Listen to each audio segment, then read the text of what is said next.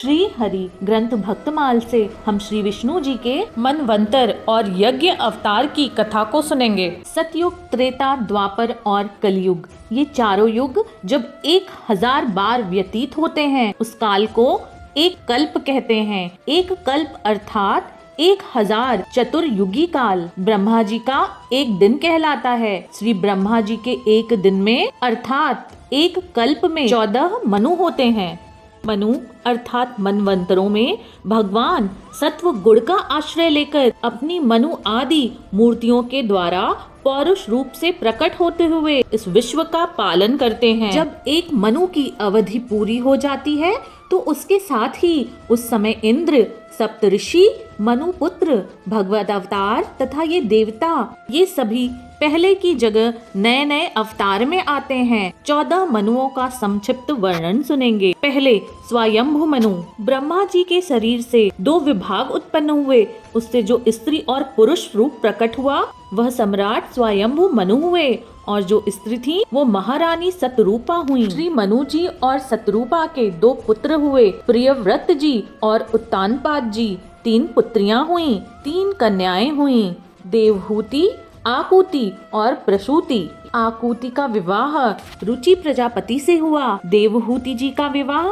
कर्दम प्रजापति जी से हुआ और प्रसूति का विवाह दक्ष प्रजापति से हुआ। तीनों कन्याओं से ही समस्त संसार है। दूसरे मनु स्वरोचिक मनु हुए, ये अग्नि के पुत्र थे।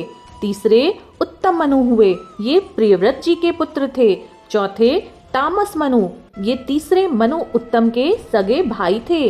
5वें रैवत मनु, ये चौथे मनु के सगे भाई थे। 7वें हुए वैवस्त मनु, विश्ववान सूर्य के पुत्र। यह वर्तमान मनवंतर उन्हीं का काल है। 8वें सांवर्णी मनु हुए।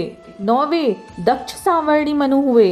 10वें ब्रह्मा सांवर्णी मनु हुए। 11वें धर्मा सांवर्णी मनु हुए। 12वें रुद्र सांवर्णी मनु हुए।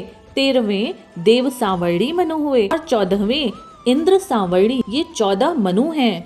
भूत, वर्तमान, भविष्य तीनों ही काल में चलते रहते हैं और समस्त भूमंडल का शासन करते हुए सनातन धर्म की रक्षा करते हैं। स्वयंभु मनु और उनकी पत्नी सतरूपा जी, इन दोनों की पुत्री आकुति, जिनके पति रुचि प्रजापति थे, इन दोनों से ही परम पुरुष साक्षात यज्ञ स्वरूप धारी भगवान विष्णु उत्पन्न हुए। यज्ञ स्वरूप धारी पुरुष को स्वयंभु मनु जी अपने साथ ले गए।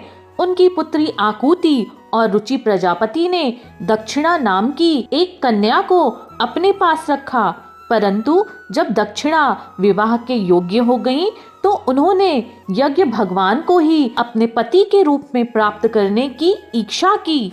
तब मनु जी के पास से आकर यज्ञ पुरुष ने दक्षिणा से विवाह किया। वर्णन आता है, जब स्वयंभु मनु ने समस्त कामनाओं और भोगों से विरक्त होकर राज्य का त्याग कर दिया और अपनी पत्नी सतरूपा जी के साथ वन में तपस्या करने को चले गए। वन में जाकर सुनंदा नदी के तट पर एक पैर पे खड़े रहकर 100 वर्षों तक दोनों ने भगवान की घोर तपस्या की। मनु और सतरूपा जी जब एकाग्रचित भक्ति से भगवान की स्तुति में लीन थे, में भूखे दानव और राक्षस उनको खाने के लिए उन पर टूट पड़े।